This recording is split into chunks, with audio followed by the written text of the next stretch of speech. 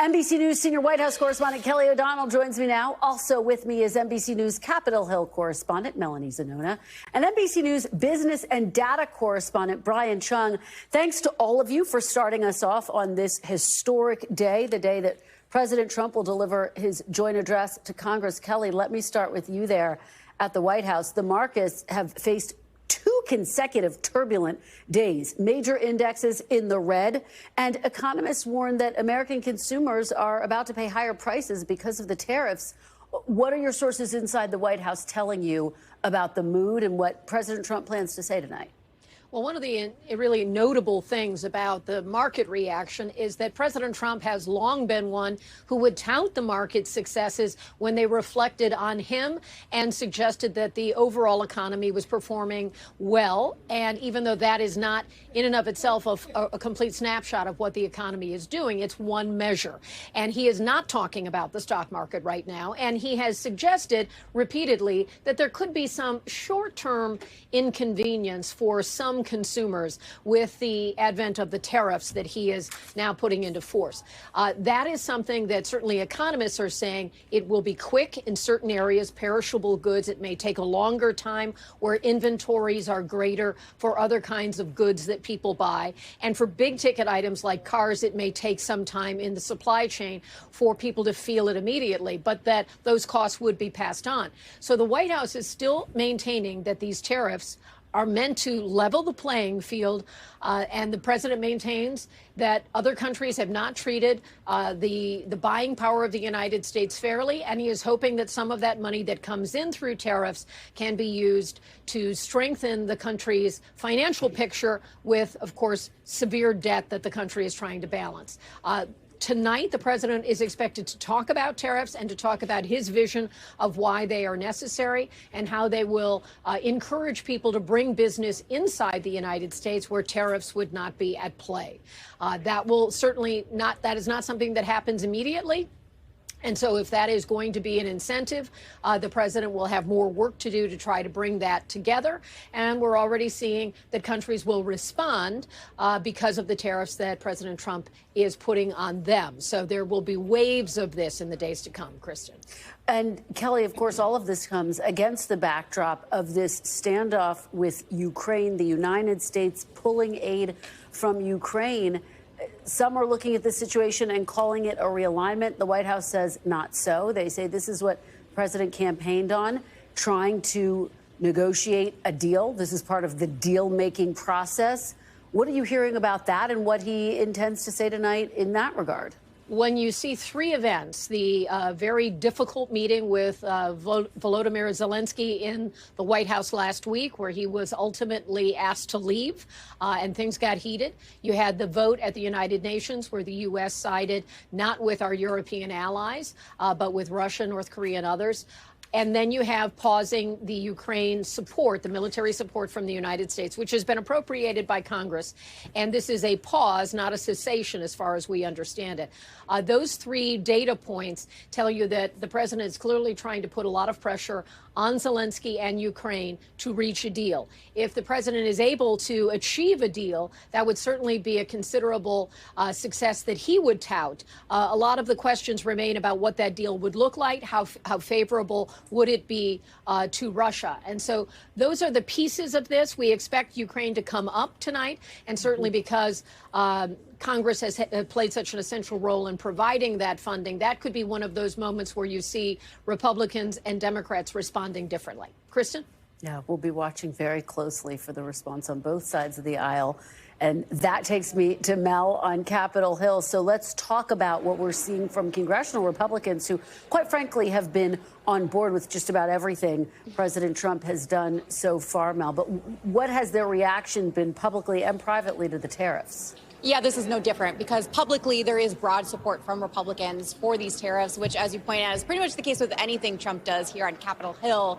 And the general response I've gotten from Republicans in talking to them over these past few days is they are willing to give Trump a long leash and some wide latitude to achieve his objectives. But they have given different responses when it comes to exactly what those objectives are. Some Republicans, including Trump himself, have said these retaliatory tariffs are in response to open borders, in response to trying to contain contain the flow of fentanyl coming across our borders.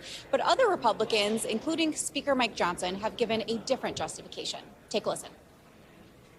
If we have a country that we have a huge trade imbalance with because they're charging 100% tariff on imports from the U.S., well, then we need to bring that down. How do we bring it down? By giving them a dose of their own medicine. My suspicion is if there's a country that's charging us hypothetically 100% tariffs on imports and we do the same, they will begin to lower those import tariffs pretty quickly. And you will get back to a point of equilibrium that does resemble free trade again. I think that's good for the American people and for our country. And as the president said, just have a little patience with this, let it play out, see how it develops. And I think at the end of the day, America's going to be better off. But behind the scenes, there are some Republicans who are uneasy with these tariffs. There's concerns about the cost of goods going up, and that could be a huge issue in the next midterm elections. And there's also concern from Republicans in agriculture-heavy states that this is going to hit farmers and hit producers. And so it was interesting to hear John Thune, who hails from one of those ag-heavy states, saying that he supports Trump, stands by Trump for now, but that he hopes these tariffs are only temporary. Yeah, I think that privately, a number of Republicans are expressing some consternation. That's for sure, Mel. Let me ask you about the Democratic response by Senator Slotkin. Kind of takes on new meaning, given that Democrats are really struggling to figure out what their message is moving forward. What are you expecting? Yeah, and Kristen, I know you've done some great reporting on this as well. She's told reporters that she plans to really lean into her hometown roots. She's from Michigan. Obviously, that is a state that Trump won, but she was able to prevail as well in the election. So she's been a sort of rare bright spot for Republicans. And notably, she's going to be giving her speech from a town outside of Detroit where she won, but Trump also won, which really just represents why she is such an electoral talent for Democrats. But I think there's two things she's going to be hitting on in her speech. First of all, she has a very unique security background, national security background. She was a former CIA agent. And so she's going to lean heavily into that, we're told, especially given the Oval Office blow up between President Volodymyr Zelensky and President Donald Trump. And then she's also expected to outline the economic vision for Democrats and particularly highlight some of the impacts of these DOGE cuts and Trump policies on workers. Of course, that is a message that Democrats across the board are hoping to hit over these next few days and months. Absolutely. And I think they'll be listening closely to see if she offers somewhat of a playbook for them as they head into the midterm elections. All right, Mel, thanks so much, Brian. Let me turn to you now. Let's talk about the dollars and cents of all of this. What could the actual real world impact, Brian, of these tariffs be when we are talking about items? What prices are you looking at that could potentially go up? Yeah, well, I mean, Kristen, it's wide-ranging because these three countries that we just tariffed as of midnight, China, Mexico, and Canada, are our major top importing partners. So when you talk about Mexico, think about fruits and vegetables. We import a lot of produce from Mexico, and we import a lot of agricultural products from Canada as well that people might be overlooking. It's not just maple syrup. Things like, for example, potatoes and grains. You do also have the looming steel and aluminum tariffs next week, which are also a major export from Canada into the United States as well. I want to also point out potash is a product that we import mostly entirely from Canada. That's a major agricultural product that farmers in the United States use to fertilize their soil. So even for domestic agricultural production, this is a big deal as well. The one industry, though, that is going to be disproportionately impacted by these tariffs is the automotive industry. We bring in so many parts from Mexico. We assemble a lot of these cars in Canada. Every time it crosses that border, it's going to get tariffed. That's the reason why some projections actually have the average price of a car going up by as much as, get this, $12,000. So people that are in the market for a car are likely to feel this impact very soon, Kristen. That's a lot of money there. Let's talk about what a 25% tariff actually means. Does it actually translate into a 25% price increase, or how does that work, Brian? Not necessarily, but look, the idea here is that if you are a company in the States that brings in raw materials or brings in the entire finished good from another country like Mexico or Canada, that's now going to cost you 25% more. So do you pass on all 25% of that to your customer? It's going to vary depending on what company you're talking about. But look, we've already heard commentary just this morning from the likes of Target CEO Brian Cornell, who told our partners over at CNBC, and I'm reading this verbatim, those are categories where we'll try to protect pricing, but the consumer will likely see price increases over the next couple of days. That doesn't necessarily imply, Kristen, 25% all going to the consumer, but Target is saying we're going to have to pass along some of this. Either way, your price tag will increase.